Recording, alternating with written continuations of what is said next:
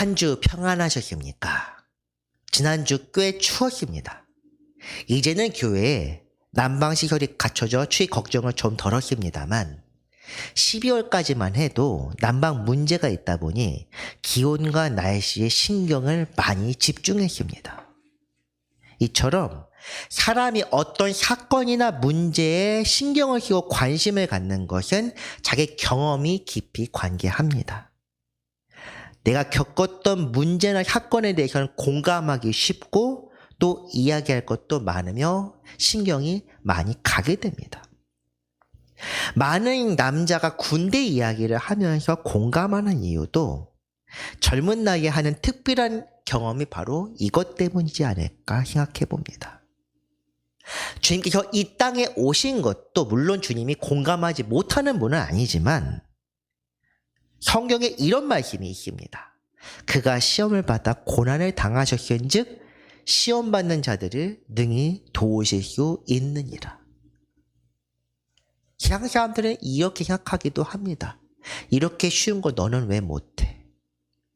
주님께서 하지만 온전히 다 겪으셨음에 불구하고 그것을 어려워하는 사람들을 도우시고 긍휼히 여기신다는 것입니다. 히브리서 2장 마지막 절이 바로 이 부분인데 죽음을 겪고 이겨내셨으며 시험을 다 견디시고 승리하신 주님, 모든 사람이 겪는 시험을 경험하셨고 승리하셔서 우리에게 이렇게 살라고 본을 보이셨고 그렇지만 자비하신 마음으로 시험받는 이들의 심정을 아시고 도우신다는 것이 바로 이 말씀의 뜻입니다. 그리고 이것이 바로 주님께서 이 땅에 오신 이유이기도 하며 주님의 은혜입니다. 이 은혜를 생각하며 오늘 우리의 연약함을 주 앞에 아뢰는 모든 성도 되시기를 바랍니다.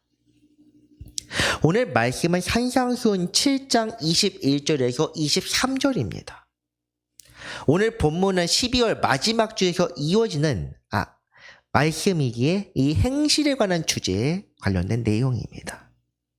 2주 전 말씀 마지막 절 20절 말씀 먼저 보겠습니다. 그러므로 그들의 열매로 그들을 알리라 라고 되어 있습니다.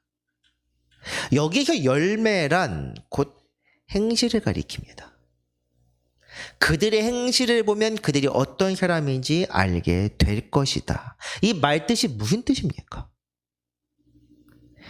진리와 거짓을 구분하는 기준은 공교하게 만들어낸 말이 아니요 행실이라는 것입니다. 평판이 중요한 것이 아니라 말이 중요한 것이 아니라 오직 바르게 사는 사람이 하나님 앞에서 옳다 인정함을 받습니다. 이제 오늘 본문 첫 부분 21절 말씀 이어지는 부분 한번 보겠습니다.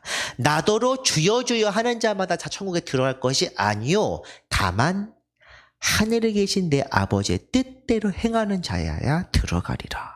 아멘. 천국에 들어가는 이는 주님을 부르는 사람이 아니라 하나님의 뜻대로 행하는 사람이다. 사실 당연한 말입니다. 천국 백성을 판단하시는 분은 들어가는 우리가 아닙니다. 그 자격은 들어가는 사람이 결정하는 것이 아니라 그 천국의 주인이신 하나님이 결정하는 것입니다. 입장한 권리는 하나님의 기준에 합당한 사람이며 그 기준은 오늘 말씀대로라면 하나님의 뜻을 순종한 사람이라고 하고 있습니다. 사실 이 말씀, 이 21절 말씀은 굉장히 중요한 구절입니다. 구원받는 이가 어떤 사람인지 사도들이나 다른 기타 사람들의 입을 통해서가 아니라 우리 주님께서 직접 명시하신 말씀이기 때문입니다. 물론 성경은 개인의 생각을 기록한 것이 아니라 성경의 감동을 받아 기록한 책인 것이 분명합니다. 그렇지만 서신서와 복음서를 구분해야 하는 것은 서신서가 특정 상황에 따라 특정한 교회들에게 권면하는 말씀인데 반해 복음서는 우리 주님께서 모든 일을 향하여 외친 말씀이기 때문입니다. 그런 점에서 오늘 말씀이야말로 사실 복음의 핵심이 드러나는 말씀이라 할 수 있습니다. 그럼 한번 묻겠습니다. 교리 문답 시간은 아니지만 비슷한 내용입니다. 우리는 무엇으로 구원을 받습니까?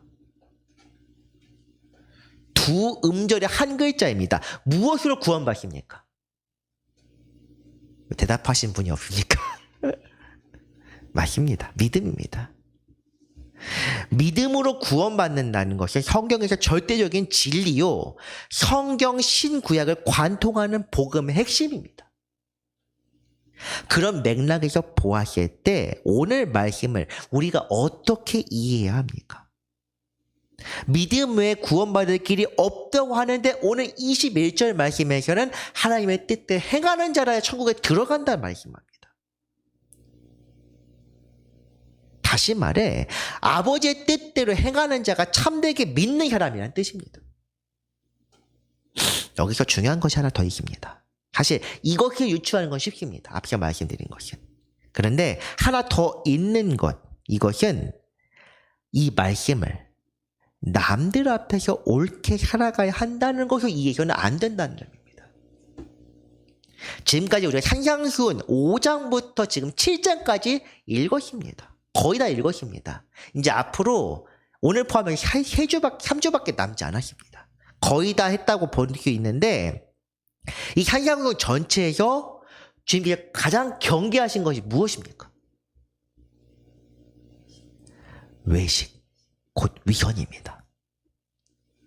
비판하는 사람의 이야기인 7장 앞부분에서 위선을 지적하는 말씀이 있고 6장 전반부에서는 아예 위선자가 하는 행동과 주님의 뜻을 노골적으로 구분하고 있습니다. 구별합니다. 믿음의 기준은 말이 아니요 행실도 아닙니다. 정확히 말하자면 위선적인 삶, 겉으로 드러나는 행실이 아니란 뜻입니다. 오직 하나님의 뜻대로 행하는 자, 이 사람이 바로 천국에 합당한 사람이요 팔복, 복이 있는 사람이라고 할 수 있습니다. 이것을 위해 우리에게 필요한 것은 바로 하나님의 뜻이 무엇인지, 그 아버지 뜻이 무엇인지 찾는 것입니다. 아무리 강조 지나치지 않은 말씀, 작년 우리가 월삭 때 한번 해서 한 달 동안 읽기도 했던 이 말씀, 히브리서 4장 말씀 다시 한번 보고 함께 읽겠습니다. 그러므로 우리는 긍휼하심을 받고 때를 따라 돕는 은혜를 얻기 위하여 은혜의 보좌 앞에 담대히 나아갈 것이니라. 아멘. 첫 강해로 히브리서 강해를 하게 하신 하나님께 감사드립니다. 긍휼하심이란 우리를 사유하시고 구원의 길로 이끄시는 하나님의 사랑입니다. 이것은 보편적인 사랑이요, 모든 인류에게, 저나 여러분이나 혹은 믿지 않는 사람들에게까지 동일하게 베푸시는 사랑입니다. 그런데 때를 따라 돕는 은혜, 이것은 개인의 것입니다. 사람의 사정을 아시는 주께서 그들 각자의 사명에 맞게 주시는 것, 어떻게 살아야 할지 말씀하신 주님의 뜻이 바로 이것입니다. 이것은 성도에게 주어진 삶의 두 축입니다. 보편적 은혜인 구원을 향해 나아가면서 동시에 오늘 내게 주어진 하나님의 말씀, 그 뜻을 찾는 것. 오늘 본문 말씀을 이루기 위해서는 이 두 가지가 함께 이루어져야 합니다. 그리고 이것을 분리할 수 없는 것은 결국 아버지의 뜻, 오늘 내게 말씀하신 주님의 뜻을 찾는 사람이 바로 구원에 얻기에 합당한 사람이라는 것입니다. 그렇다면 어떻게 해야 주님의 뜻을 찾을 수 있겠습니까? 간단합니다. 기도하면 됩니다. 물론 말은 쉽습니다. 그렇기 때문에 한 가지 덧붙여야 합니다. 기도하며 서두르지 않아야 합니다. 그런데 일반적으로 사람들에게 기도하라고 하면 무릎을 꿇고 눈을 감는 의식을 해야만 기도, 하나님과 접선한다고 생각하곤 합니다. 전혀 그렇지 않습니다. 기도란 것이 무엇입니까? 기도의 본 의미는 하나님과 교통하는 것입니다. 어떤 의미는 접선이 맞습니다. 그런데 이것은 특별한 의식을 통해 이루어지는 것이 아닙니다. 쉬지 말고 기도하라는 말씀 한번 떠올려 봅시다. 하나님 앞에서 무릎 꿇는 것을 풀지 말라는 의미도 눈을 뜨지 말라는 의미도 아닙니다. 우리는 안진뱅이도 아니요 봉사도 아닙니다. 매 순간 생각하거나 선택하기 전 먼저 주님의 뜻을 아뢰고 응답을 기다리라는 것입니다. 그래서 대부분은 이 서두르지 말고 기다리라는 부분에서 기도에 실패합니다. 발등에 불은 떨어졌는데 하나님께 답을 안 주시면 일단 저지르고 봅니다. 좋은 예시가 하나 있습니다. 사무엘상 말씀 한번 보겠습니다. 사무엘이 사울에게 이르되 왕이 망령되이 행하였도다. 왕의 하나님 여호와께서 왕에게 내리신 명령을 지키지 아니하였도다. 그리하였더라면 여호와께서 이스라엘 위에 왕의 나라를 경원히 세우셨을 것이거늘 지금은 왕의 나라가 길지 못할 것이라. 여호와께서 왕에게 명령하신 바를 왕이 지키지 아니하였으므로 여호와께서 그의 마음에 맞는 사람을 구하여 여호와께서 그를 그의 백성의 지도자로 삼으셨느니라. 굉장히 엄한 말씀입니다.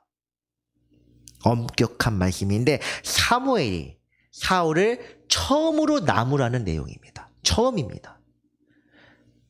처음인데 좀 봐주지 않은 것이 아니라 당신의 나라가 오래지 못할 것입니다. 심판을 선언합니다. 왜 이렇게 강하게 얘기하는 것이겠습니까? 블레셋이 쳐들어왔을 때 사울은 하나님의 뜻을 알고 싶었습니다. 왕인데 내 마음대로 할 수 있는데 그렇게 하지 않고 하나님의 뜻을 찾고자 제사를 드리려고 합니다. 굉장히 경건하고 올바른 태도입니다. 그런데 제사를 드릴 제사장이자 선지자인 사무엘이 오지 않습니다. 참습니다. 언제쯤 빨리 오겠지. 언젠가는 오겠지. 참는데 일주일이 지나가고 백성들의 사기가 떨어집니다. 블레셋이 점점 더 찾아오고 엄청나게 많은 군대와 철병거가 찾아옵니다. 바퀴 소리만 들어도 사기가 꺾여 나가서 보다 못한 백성들이 사울의 옆에서 자꾸 탈령을 합니다. 그렇게 되자 일주일 기다리고 참지 못하고 자기가 직접 하나님께 제사를 드립니다. 이 경우에는 솔직히 말하자면 늦게 온 사무의 잘못이 더 커 보입니다. 맞습니다. 사람의 생각이라면 그렇습니다. 사람과의 약속에서 12시까지 봅시다 하면은 12시 도착한 사람과 1시에 도착한 사람 누가 잘못입니까? 당연히 1시에 도착한 사람 잘못입니다. 점심시간 약속이면은 1시에 도착한 사람 무조건 밥을 사야 합니다. 그런데 하나님과 약속이라면 하나님의 절차에 따르는 것을 최우선으로 생각해야 합니다. 사울은 하나님의 뜻을 구해야 한다는 것을 알았지만 하나님 쪽에 맞춘 것이 아니라 자기의 상황에 맞췄습니다. 탈영자가 늘어났다면, 더 늘어나게 됐다면 어떻게 하겠습니까? 자, 그렇다면 이 전쟁을 구원과 승리로 이끈 사람이 몇 명인지 아십니까? 단 2명입니다. 2,000명 아닙니다. 200명도 아닙니다. 단 2명. 사울의 아들 요나단과 그의 병기 맡은 자입니다. 하나님의 뜻은 이처럼 하나님의 방식대로 이루어집니다. 이것을 우리 식대로 재단하고 판단해서는 안 됩니다. 그런 점에서 사울 왕이야말로 우리가 반면교사로 삼아야 할 중요한 사례입니다. 아예 다른 사람들처럼 악행만을 반복하고 하나님을 모르는 사람처럼 살아가는 것이 아니라 경건하고 겸손하며 하나님께 매 순간 여쭈었던 그런 것을 기뻐했던 사람이 바로 사울입니다. 왕이 되기 전 부모 명에 순종하였으며 그 명에 순종하기 위하여 선지를 찾아갔던 사람입니다.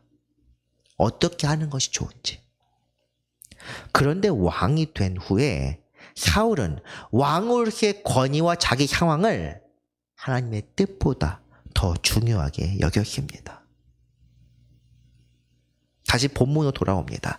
주님께 기뻐하시고 천국에 들어가기 합당한 사람이 어떤 사람입니까? 본문 22절 말씀 한번 보겠습니다. 그날에 많은 사람이 나더러 이르되 주여 주여 우리가 주의 이름을 선지자 노릇하며 주의 이름을 귀신을 쫓아내며 주의 이름으로 많은 권능을 행하지 아니하였나이까 하리니 이렇습니다. 많은 사람이라고 합니다. 우리가 좁은 문으로 들어가라 부분에서도 봤지만 많은 사람이란 이 표현 자체에 이미 무엇인가 함정이 있습니다. 그날은 무엇입니까? 이것은 마지막 심판날입니다. 마지막 때가 이르렀을 때 주님께서는 모든 사람을 그분의 심판대 앞에 세우십니다. 의인과 악인을 서로 나누어 의인에게는 영생을, 악인에게는 영벌을 내리십니다. 그때 영벌을 받을 사람 중에서 우리가 지금 보고 있는 22절처럼 말할 사람이 있을 것이다. 오늘 본문이 바로 그것을 뜻하고 있습니다. 이 저주받을 사람, 영벌을 받을 사람들의 모습 하나하나씩 보겠습니다. 주의 이름을 선지자 노릇하고 귀신을 쫓아내며 많은 권능을 행한다. 주님 앞에서는 사실은 어떤 거짓말도 통하지 않습니다. 내가 주님 보시기에 아예 주님을 모르는 사람처럼 살아가면서 이렇게 말하면 그것이 애초에 통하지 않는다는 것입니다. 다시 말해 이 사람들은 실제로 주님의 이름을 부르며 이런 일들을 행한 사람이란 뜻입니다. 선지자 노릇 무엇입니까? 하나님의 이름을 들어 선포하는 사람입니다. 지금 저처럼 말입니다. 2주 전 거짓 선지자들처럼 자신의 유익을 위해 주님의 뜻 대신 잘못된 말을 할 수도 있습니다. 하지만 실제로 하나님의 뜻을 알고 선포하는 사람들일 수도 있습니다. 이 말씀 조금 이따 더 이야기할 건데 중요한 것은 말이 아니라 행실입니다. 정확히 말하면 행실도 드러나는 행실이 아니라 하나님 앞에서 부끄럽지 않은 삶입니다. 거짓 선지자, 참 선지자를 구분하는 기준, 그들의 열매라고 했습니다. 귀신을 쫓아내거나 권능을 행한다는 것, 이것은 예수님이 하신 것처럼, 그리고 초대교회 사도들이 했던 것처럼 성령을 받아 능력을 행하는 사람입니다. 여기 나오는 사람들 사실 보면은 오늘날 강사로나 은사 사역으로 유명한 사역자들의 모습일지도 모릅니다. 그분들이 지옥에 간다는 의미가 아니라 그런 사람들의 모습을 하고 있다는 것입니다. 이 말씀, 22절 말씀이 보여주는 것이 무엇입니까? 그것을 통하여 이 은사 사역이나 선지자 노릇해서 사람들은 주님의 뜻, 주님께 영광을 돌리고 주님의 뜻을 알지도 모릅니다. 하지만 주님의 이름을 드높인다고 하더라도 그 사람의 삶이 주님 보시기에 올바르지 않으면 그 당사자에게는 아무런 유익이 없다는 것입니다. 주님은 이런 사람들에게 말씀하십니다. 그때 내가 그들에게 밝히 말하되 내가 너희를 도무지 알지 못하니 불법을 행하는 자들아 내게서 떠나가라. 도무지 알지 못한다. 실제로 모른다는 것이 아니라 거룩한 은혜의 나라에 참여할 자격이 없다는 것을 뜻합니다. 들어갈 자격이 없다. 더 충격적인 것은 이 사람들을 불법을 행하는 자로 여긴다는 것입니다. 불법이란 무엇입니까? 주님의 뜻에 따르지 않는 것 곧 죄입니다. 요한일서 3장에서는 죄가 바로 불법이다 이렇게 명시하고 있습니다. 죄를 짓는 자마다 불법을 행하나니 죄는 불법이다. 죄를 짓는 자마다 불법을 한다. 죄라는 것은 마음에서 이미 나타나는 것이므로 마음에서 가득한 것이 행실로서 나타나는 것이 바로 불법입니다. 이 불법을 어떻게 극복할 수 있냐? 예수 그리스도께서 우리 마음을 찾아오셔서 그 죄를 사하시고 성령을 보내셔서 죄인을 살지 않게 하실 때 불법으로부터 벗어날 수 있습니다. 그런데 오늘 말씀에서 예수님께서는 그런 이들에게 불법을 행한다고 말씀합니다. 다시 말해 성령의 이끌림에 살지 않고 있다는 것입니다. 성령의 은사를 베풀고 하나님의 말씀을 선포하는데도 그 사람의 마음에 성령이 없다? 참 말이 안 되는 이야기인데 오늘 말씀이 이 서로 모순되고 부조리한 상황을 그대로 말씀하고 있습니다. 우리가 알아야 할 것이 바로 여기에 있습니다. 거짓 선지자를 구분하는 기준, 우리는 모릅니다.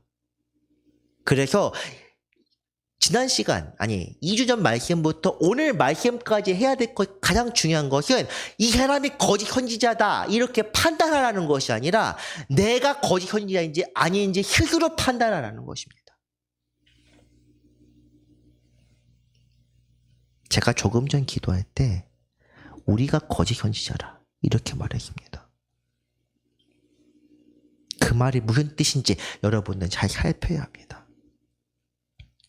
우리가 성령의 이끄심대로 살지 않는다면 우리는 여전히 죄인입니다. 우리가 아무리 하나님의 뜻을 잘 선포하고 하나님의 말씀대로 산다고 겉으로 드러나는 모습도 열심히 하고 봉사하고 그렇게 보여도 성령의 이끌림대로 살지 않는다면 우리는 여전히 죄인이요 불법자입니다. 본문 22절 말씀으로 되돌아가서 심판대 선 사람들 다시 한번 떠올려 봅시다. 선지자 노릇을 하는 사람, 귀신을 내쫓는 사람, 병을 고치거나 무슨 예언을 말하거나 놀라운 일을 행하는 사람, 주님의 이름을 부르며 이렇게 하는 사람들이 교회에 있다면 여러분은 이런 사람들을 어떻게 대하겠습니까? 주님의 사자요 큰 선지자가 나타났다 이렇게 생각할 것입니다. 당장 어떤 기도원에서 성령 치유 집회 같은 데서 가까운 사람이 불치병이나 난치병을 치료받았다는 간증을 듣게 된다면 어떤 반응을 보이시겠습니까? 나도 한번 찾아가 봐야겠다 이렇게 생각하게 될 것입니다.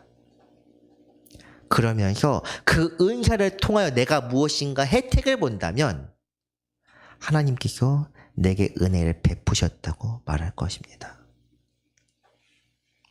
이렇게 말하고는 있지만 저도 그 상황이 오게 되면 아마 그렇게 할 것 같습니다. 사람이 사람을 평가하는 기준이 딱 이 정도입니다. 눈에 보이는 것, 겉으로 드러나는 것, 이런 것들이 평가의 기준입니다.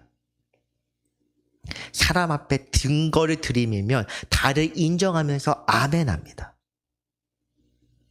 큰 교회 목사님들의 말이 남들 앞에 더 설득력을 얻는 이유는 그분들이 이미 많은 사람들의 인정을 받고 세움을 받았고 혹은 교회를 그렇게 크게 세웠기 때문입니다. 교회 규모가 그분들의 말에 대한 신용도입니다. 같은 말을 해도 작은 교회, 예를 들면 우리 부활생명교회 같은 비전교회 목사의 말을 기다려 듣는 사람은 그렇게 많지 않습니다. 그 이유는 말하지 않아도 잘 압니다. 어쨌든 중요한 것은 말의 신용도가 아닙니다. 누가 옳고 누가 그르다 이야기하는 것도 아닙니다. 큰 교회 목사가 잘못됐다 꼭 그렇지만은 않습니다. 작은 교회 목사도 잘못된 사람들 많이 있습니다. 저도 사실 그렇습니다. 오늘 본문의 핵심은 누가 참 선지자고 누가 거짓 선지자인지 구별하라는 것이 아닙니다.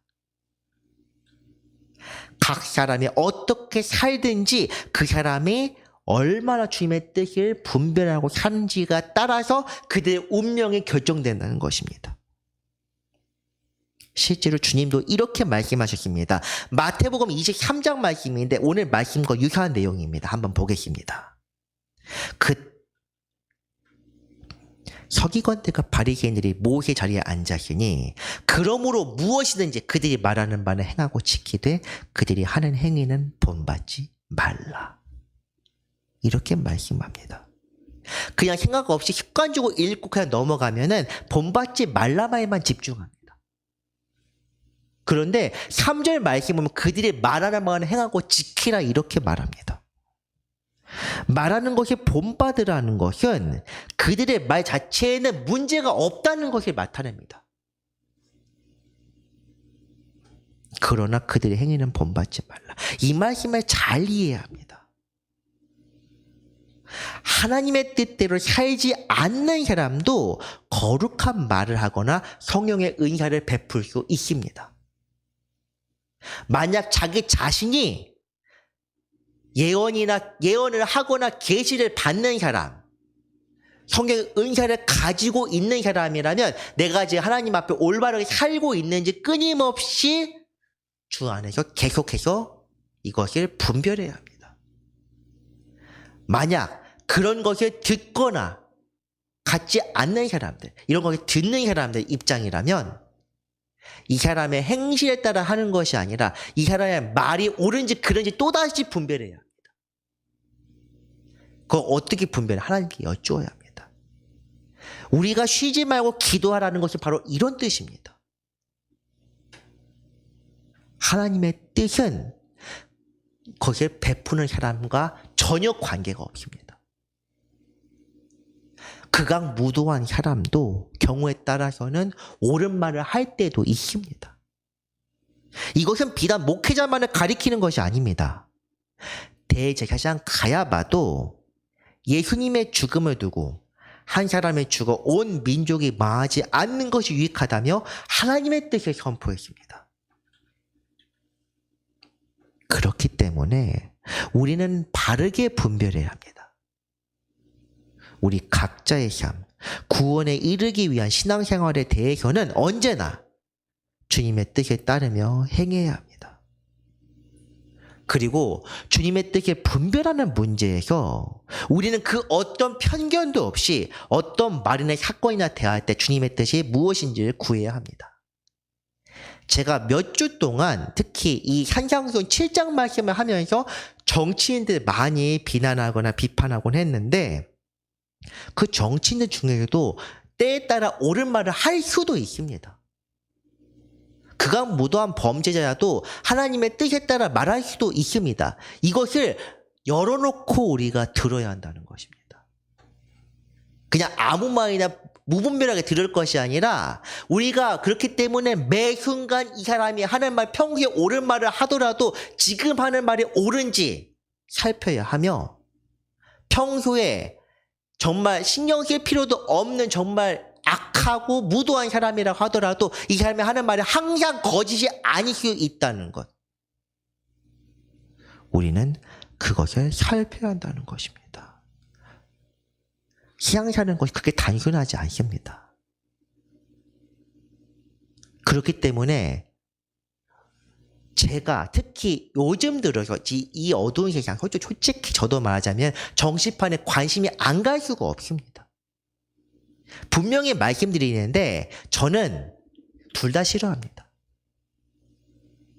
그냥 싫어하는 정도도 아니고 제 정치적 성향에 대해서 한번 제가 말씀을 드리겠습니다. 저는 거의 무정부주의에 가까운 정치 성향을 가지고 있습니다. 진보라고 말하는 사람들 제가 보기엔 진보가 아닙니다. 좀 부적절한 표현을 써서 죄송하긴 한데 꼴통에 가까운 보수처럼 보입니다. 보수라고 하는 사람들 물론 그 사람들도 보수입니다. 둘 다 싫습니다.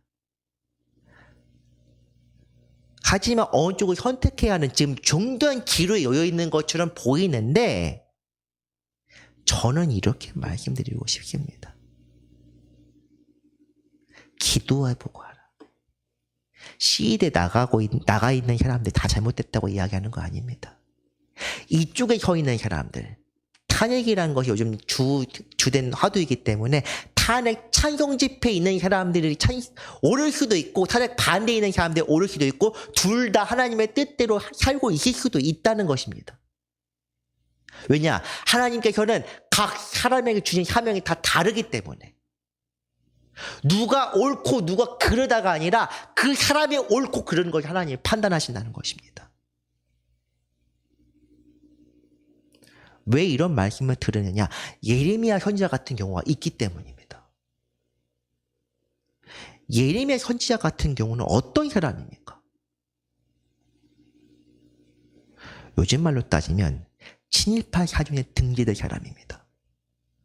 바벨론이 쳐들어오는데 바벨론 편을 들어서 항복하라 이렇게 말한 사람입니다. 을사오적 그런 곳에 들어간 사람입니다. 그런데 그렇게 하여 애국자들이 예레미야를 강제로 이 같은 나라 동맹국으로 끌고 갑니다. 끌고 가서 거기서 죽였습니다. 그런데 하나님은 누구의 손을 들어주셨습니까? 그런 친일파 매국노의 기록이 바로 성경에 남아있고 그것을 대선지서라고 합니다.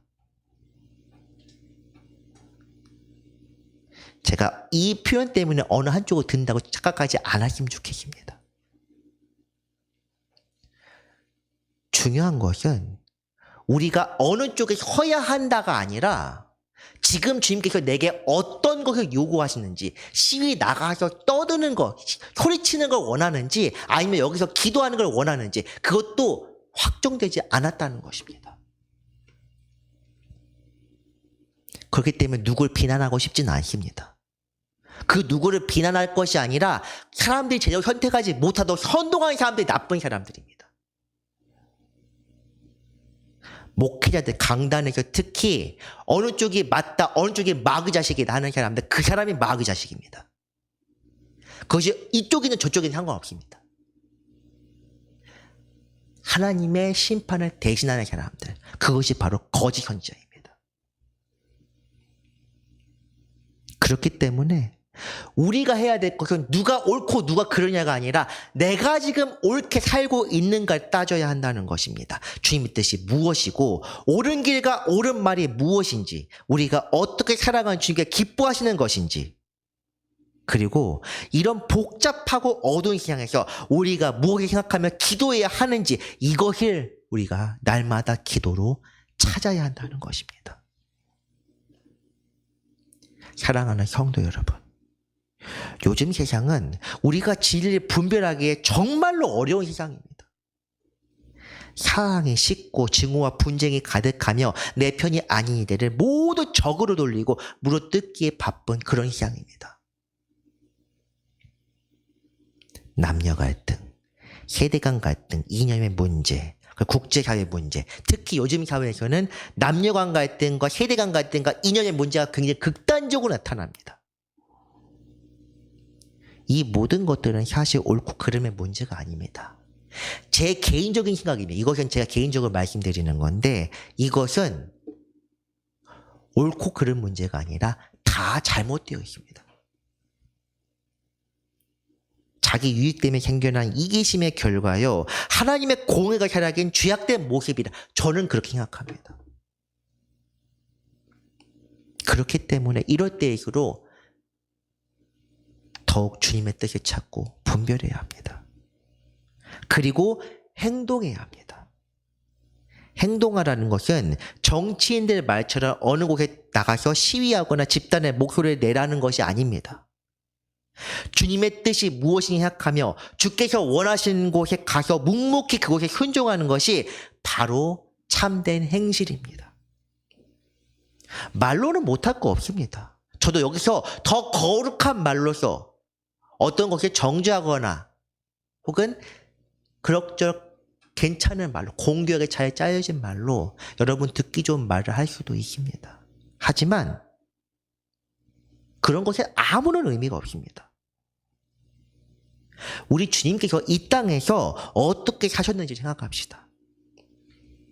그분은 많은 것을 가르치셨지만 그 모든 가르침대로 스스로 살아가셨습니다. 하나님의 뜻이 순종하며 목숨까지 아끼지 않고 그 뜻을 다 이루셨습니다. 다 이루었다. 십자가에서 하신 말씀, 이것이 괜한 말이 아닙니다. 주님의 제자라 하려면 이런 주님의 삶을 본받아야 합니다. 큰 은혜를 베풀고 거룩한 말을 하여 사람들 앞에 드러내는 것이 아니라 내게 주어진 삶에 최선을 다하고 주님의 뜻에 묵묵히 따르며 사는 삶. 그것이 때로는 광장에 나가 선포하는 것일 수도 있고 때로는 골방에 들어가 기도하는 것일 수도 있습니다. 하지만 어느 것이든 내 생각대로가 아니라 주님의 뜻에 순종하며 살아가는 것. 이것이 바로 제자된 삶이요 구원받은 자의 복된 모습입니다. 이것을 생각하며 사는 모든 분들 되시길 바랍니다. 말씀을 정리합니다. 주님께서 기뻐하시는 이들은 하나님의 뜻대로 행하는 사람입니다. 순종하는 사람은 말로나 은혜로 사람들 앞에 보여주는 것이 아니라 주님의 뜻에 분별하고 그 뜻에 온전히 자기 삶을 맞춰서 살아갑니다. 그렇기에 우리는 이 세상에 살면서 날마다 주님의 뜻을 찾고 분별해야 합니다. 오늘도 주님의 음성을 듣고 그 뜻에 기쁘게 순종하며 살아가는 모든 성도 되시기를 간절히 바랍니다. 기도하겠습니다. 영화로우신 하나님 아버지 감사드립니다. 오늘도 우리에게 빛을 비추시고 말씀으로 임하셔서 우리를 아버지께 인도하시는 예수 그리스도의 은혜를 생각합니다.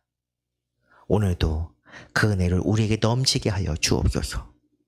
이 혼탁한 세상에서 아버지 뜻을 분별하게 하시고 그 뜻대로 살아갈 때 찾아오는 어떤 시련과 고난도 이겨내게 하여 주옵소서. 사랑의 주 예수 그리스도의 이름으로 기도합니다. 아멘.